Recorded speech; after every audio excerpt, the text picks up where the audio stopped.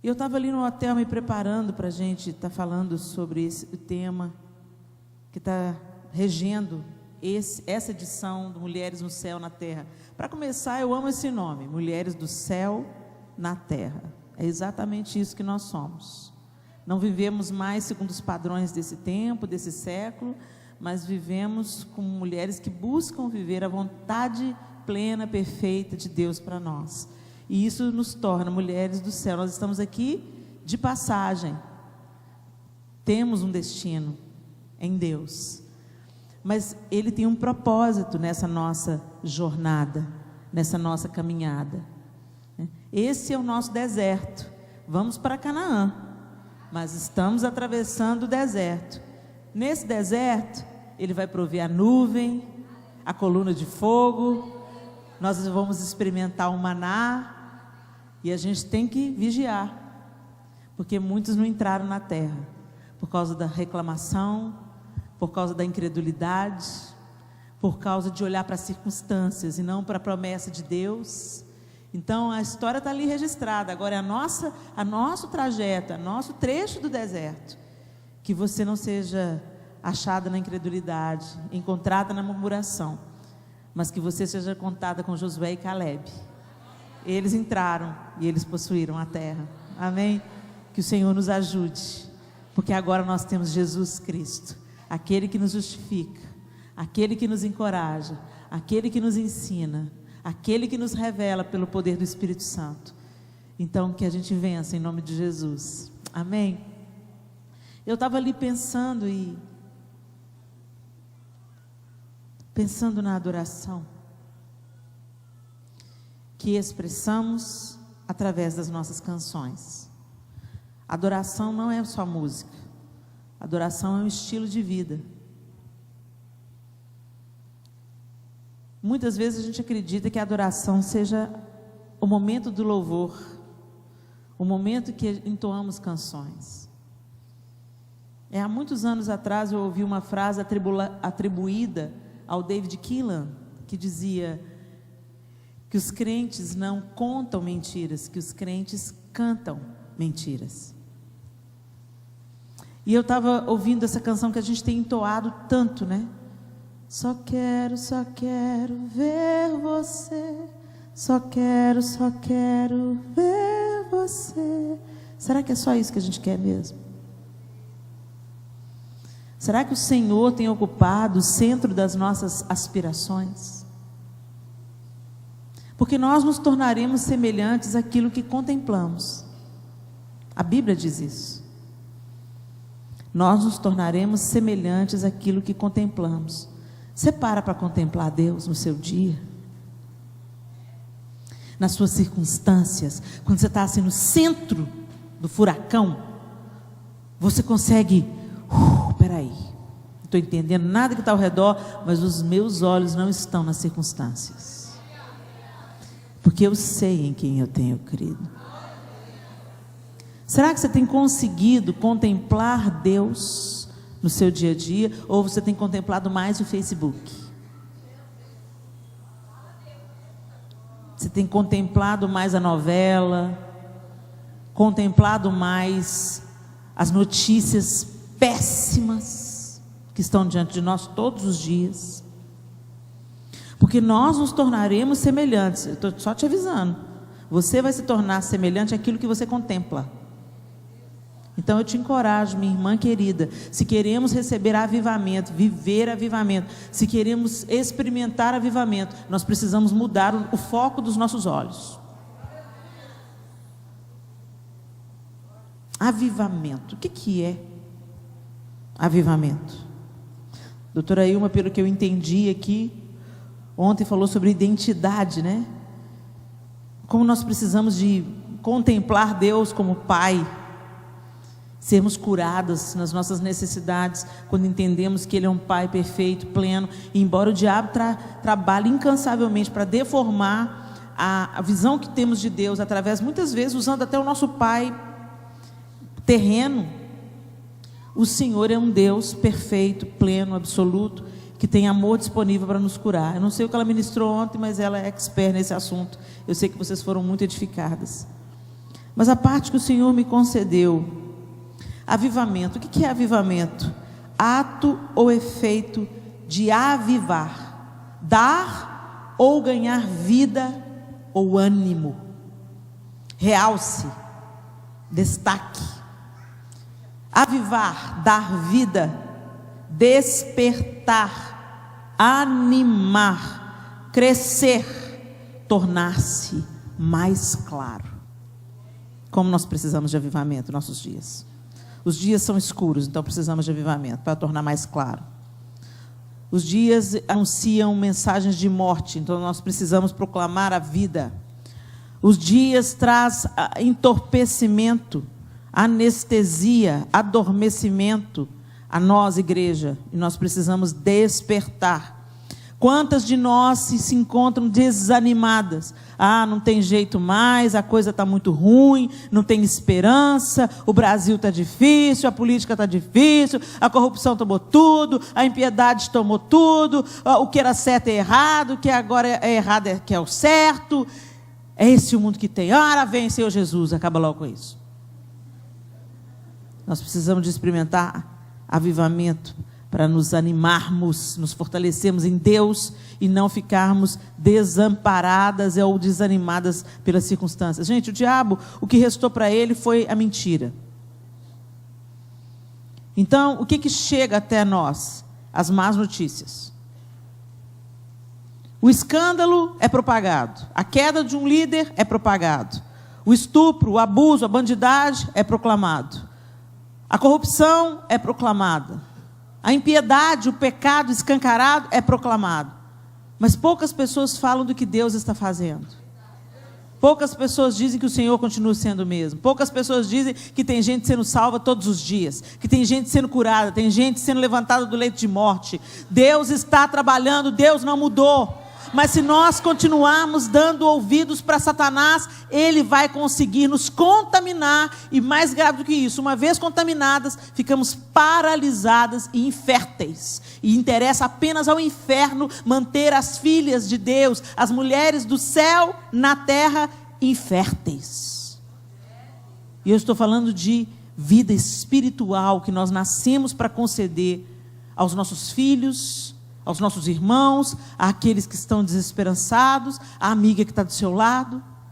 É para isso que nós existimos. Então nós não precisamos de um avivamento barulhento. Barulho não é avivamento. O avivamento começa e nasce no arrependimento, convicção e arrependimento de pecados. E isso gera uma nova perspectiva e direção. Você abandona os seus velhos hábitos, abandona a sua velha vida, abandona a sua antiga maneira de pensar, muda de direção. Se o meu povo, que se chama pelo meu nome, se humilhar e orar e me buscar, e se converter dos seus maus caminhos, então ouvirei do céu, perdoarei os seus pecados, sararei a sua terra. Sarar a terra. Essa intervenção divina é avivamento. Mas ela é precedida por um si. Se tem uma condição aí.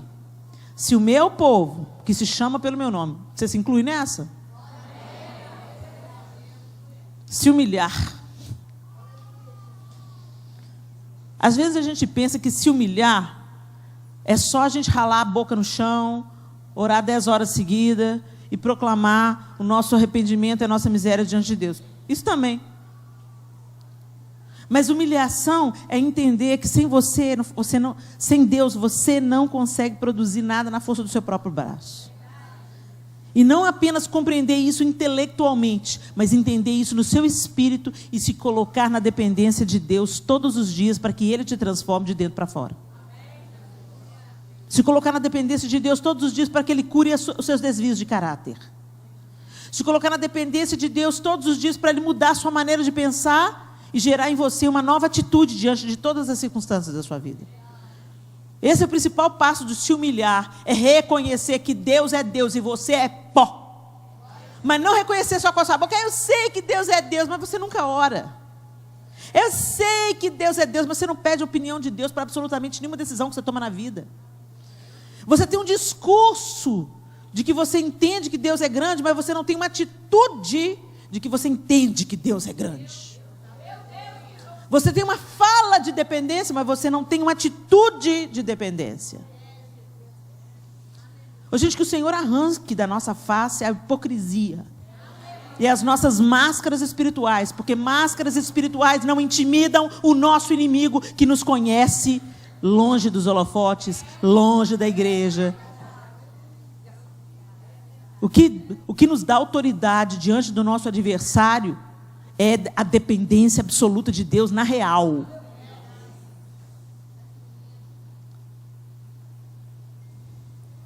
E orar.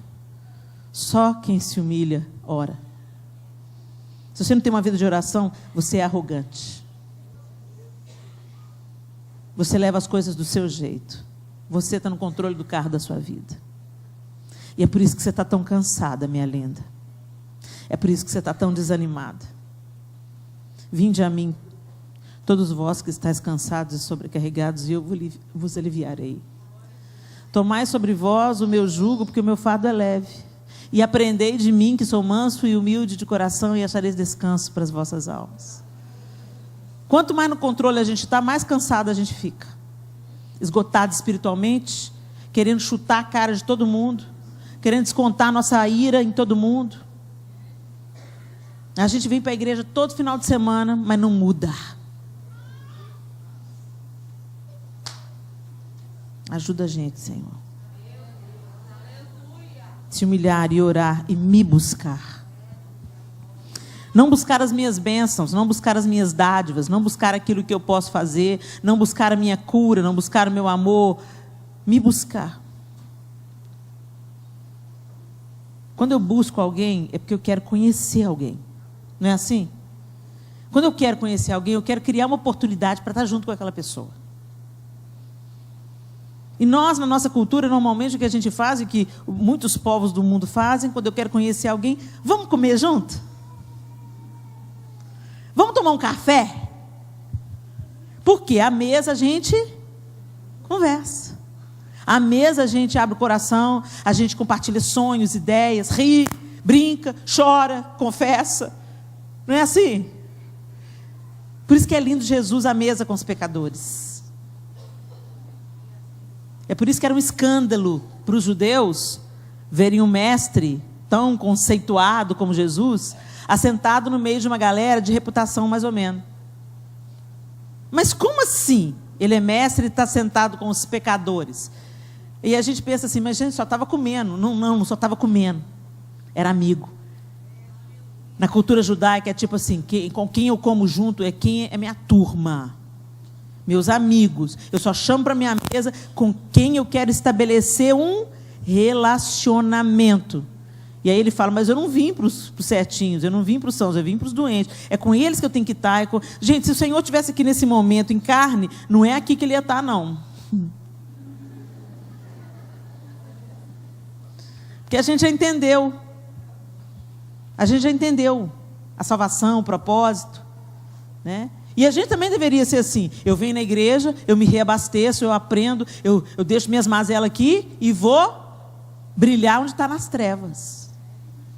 Eu vou comer com quem ninguém quer comer. Eu vou tentar ouvir aquelas pessoas que estão sofrendo para que elas não pulem do 6º andar do prédio. É isso que deveria. Aqui é a 3ª ponte, né? Pois é. Talvez se as pessoas fossem mais ouvidas, tivesse alguém, se fossem mais do que ouvida, gente, acolhida, talvez elas não saltariam da 3ª ponte. Então, o avivamento que tem que começar dentro do nosso coração.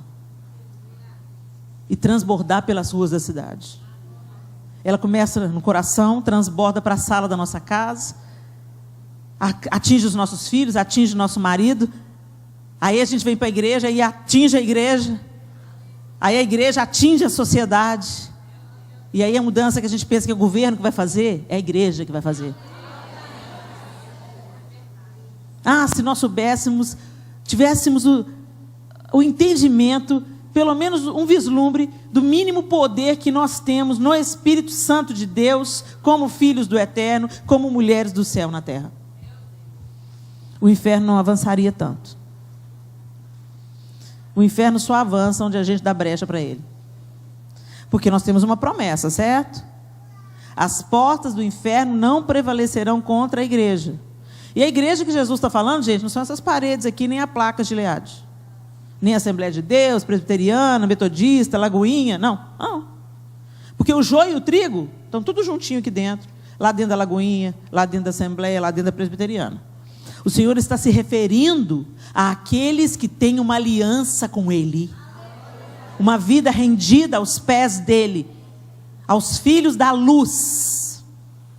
É contra essa igreja que as portas do inferno não vão prevalecer. Agora, entenda comigo. A porta não prevalecer, você tem que atacar a porta. A porta não é uma arma de ataque. A porta é uma arma de defesa. Você fecha a porta para o ladrão não entrar. E ele só vai entrar se ele arrombar. Certo? E a promessa é: as portas do inferno não prevalecerão ao ataque da igreja. É a igreja que deveria estar atacando. É a igreja que deveria estar saqueando o inferno. É a igreja que tinha que arrombar a porta e falar: sai, eu vim buscar mais um, vem. Mas a gente se protegeu dentro da instituição e fica engordando espiritualmente e dando problema, porque crente que sai do propósito dá problema.